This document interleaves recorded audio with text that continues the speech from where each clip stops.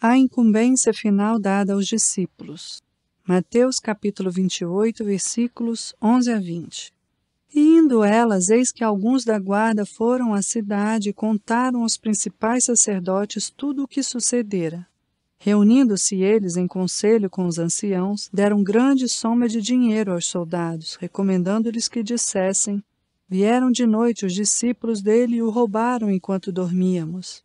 Caso isto chegue ao conhecimento do governador, nós o persuadiremos e vos poremos em segurança. Eles, recebendo o dinheiro, fizeram como estavam instruídos. Essa versão divulgou-se entre os judeus até o dia de hoje. Seguiram os 11 discípulos para a Galiléia, para o monte que Jesus lhes designara. E quando o viram, o adoraram, mas alguns duvidaram. Jesus, aproximando-se, falou-lhes dizendo: toda a autoridade me foi dada no céu e na terra. Ide, portanto, fazei discípulos de todas as nações, batizando-os em nome do Pai, e do Filho e do Espírito Santo, ensinando-os a guardar todas as coisas que vos tenho ordenado. E eis que estou convosco todos os dias, até a consumação do século.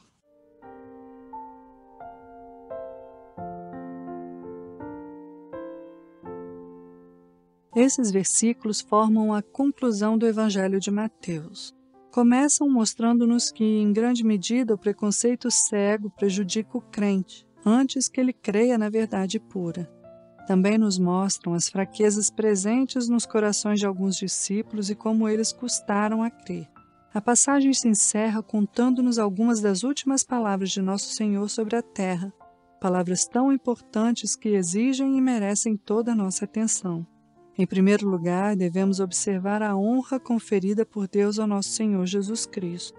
Nosso Senhor diz, abre aspas, toda a autoridade me foi dada no céu e na terra, fecha aspas. Essa também é uma verdade declarada por Paulo aos Filipenses, abre aspas. Deus o exaltou sobremaneira e lhe deu o nome que está acima de todo nome, fecha aspas. Filipenses 2:9. Essa é uma verdade que, em hipótese alguma, contradiz a verdadeira noção da divindade de Cristo, conforme alguns, por ignorância, têm imaginado.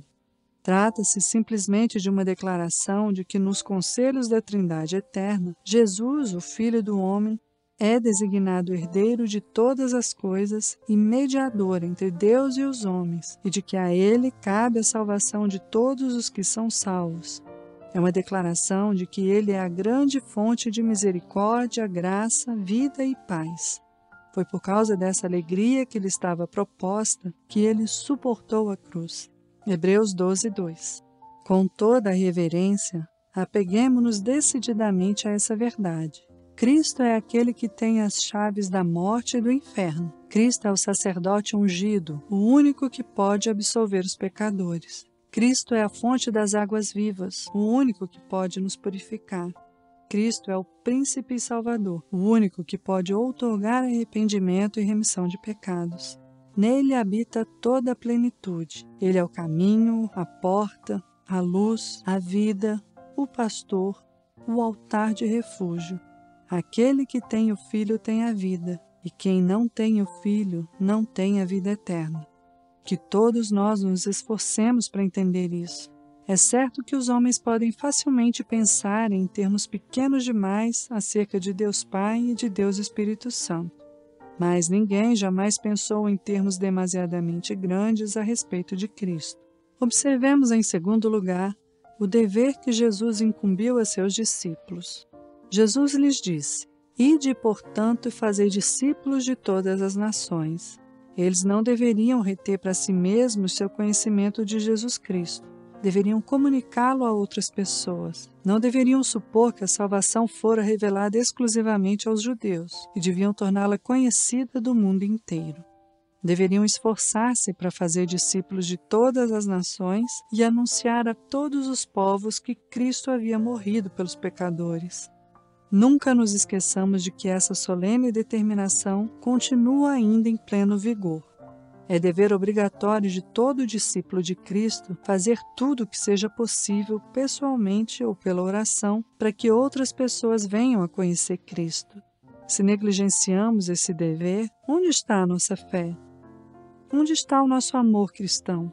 Se uma pessoa não tem o desejo de fazer o Evangelho conhecido no mundo inteiro, bem se pode questionar se ela conhece mesmo o valor do Evangelho. Notemos, em terceiro lugar, a confissão pública que Jesus requer daqueles que creem em seu Evangelho. Ele disse aos apóstolos que batizassem todos que recebessem como discípulos. Quando lemos esse mandamento final de Nosso Senhor, é muito difícil entender como os homens podem evitar a conclusão de que o batismo é necessário quando pode ser administrado. Parece impossível explicar o significado dessa passagem como outra coisa que não uma ordenança externa, a ser administrada a todos que se unem à Igreja. Que o batismo externo não é algo absolutamente necessário para a salvação, isso fica claramente demonstrado pelo caso do ladrão penitente que morreu ao lado de Jesus. Ele foi para o paraíso sem ter sido batizado. E que o batismo externo apenas não transmite qualquer benefício espiritual, o caso de Simão, o mago, o demonstra claramente. Embora batizado, ele permanecia no fel de amargura e no laço de iniquidade. Atos 8:23. Porém, a afirmação de que o batismo é uma questão totalmente indiferente e que nem mesmo precisa ser usado, parece algo que não concorda com as palavras de Nosso Senhor nessa passagem.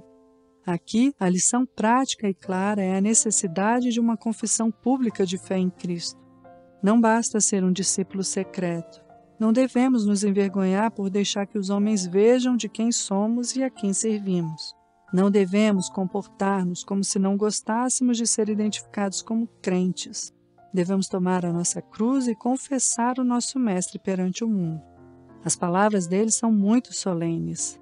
Abre aspas. Porque qualquer que se envergonhar de mim e das minhas palavras, também o Filho do Homem se envergonhará dele, quando vier na glória de seu Pai com os santos anjos. Fecha aspas. Marcos 8:38. Em quarto lugar, sublinhemos a obediência que Jesus requer de todos que se declaram seus discípulos. Ele disse aos apóstolos que ensinassem os novos discípulos a guardar todas as coisas, tudo o que ele ordenou. Essa é uma expressão que demonstra a inutilidade de um cristianismo apenas de nome e de aparência. Demonstra que somente devem ser contados como verdadeiros cristãos aqueles que vivem em obediência prática à palavra e se esforçam para cumprir as coisas que ele ordenou. Sozinhos, a água do batismo e o pão e o vinho da ceia do Senhor não salvarão a alma de ninguém. De nada adianta ir a uma igreja e ouvir os ministros de Cristo e concordar com o Evangelho se a nossa religião não vai além disso. Como está a nossa vida? Qual é a nossa conduta diária no lar e fora dele? O Sermão do Monte é a nossa regra e nosso padrão de conduta? Esforçamo-nos para copiar o exemplo de Cristo? Procuramos fazer as coisas que ele ordenou? Essas são perguntas que demandam respostas afirmativas se somos realmente nascidos de novo e filhos de Deus. A obediência é a única prova dessa realidade. A fé sem obras por si só está morta. Jesus diz, abre aspas, vós sois meus amigos, se fazeis o que eu vos mando, fecha aspas. João 15:14. Em quinto lugar, assinalemos a solene menção à Trindade bendita que o nosso Senhor faz nesses versículos. Ele manda batizar em nome do Pai, do Filho e do Espírito Santo. Esse é um daqueles grandes textos bíblicos que direta e claramente ensinam a poderosa doutrina da Trindade. O texto fala do Pai, do Filho e do Espírito Santo como três pessoas distintas e todos os três como iguais. Assim como é o Pai, também é o Filho e o Espírito Santo. Não obstante, os três são um. Para nós, essa verdade é um grande mistério. Que nos seja suficiente receber e crer nessa doutrina e que nos abstenhamos de qualquer tentativa de explicação. É tolice infantil recusar aceitação a alguma coisa simplesmente porque não a entendemos. Nós somos como vermes que rastejam pelo chão por um breve tempo. Quando muito, pouco conhecemos a respeito de Deus e da eternidade. Que seja suficiente recebermos no coração a doutrina da Trindade em unidade, com uma atitude humilde e reverente, sem perguntas presunçosas. Creiamos que nem mesmo uma única alma pecaminosa poderia ser salva sem a operação conjunta de todas as três pessoas na bendita Trindade. E regozijemo-nos porque Pai, Filho e Espírito Santo que cooperaram para criar o homem, também cooperam para a sua salvação. Convém que paremos por aqui. Podemos receber aquilo que não podemos explicar teoricamente. Finalmente, observemos nesses versículos a graciosa promessa com que Jesus encerra suas palavras. Ele diz aos seus discípulos, abre aspas, estou convosco todos os dias até a consumação do século, fecha aspas. É impossível concebermos palavras mais consoladoras, fortalecedoras, animadoras e santificadoras do que essas. Embora deixados a sós como crianças órfãs em um mundo frio e hostil, os discípulos não deveriam julgar-se abandonados. O Mestre estaria sempre com eles. Embora comissionados a realizar uma obra tão dura quanto aquela para a qual Moisés fora enviado a Faraó, eles não deveriam ficar desencorajados. Certamente o Mestre estaria com eles. Por conseguinte, não havia palavras mais apropriadas. Nenhuma palavra poderia ser mais adequada à posição daqueles primeiros discípulos.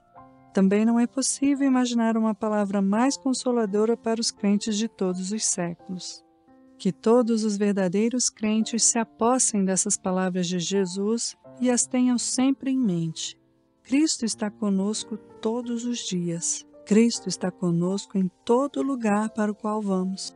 Quando nasceu nesse mundo, ele veio para ser Emanuel, Deus conosco. Agora, quando chega ao fim de seu ministério terrestre e está prestes a deixar o mundo, ele declara que é Emanuel, sempre conosco. Ele está conosco diariamente para perdoar e absolver. Está conosco diariamente para santificar e fortalecer. Está conosco diariamente para defender e guardar. Está conosco diariamente para conduzir e guiar. Está conosco nas tristezas e nas alegrias.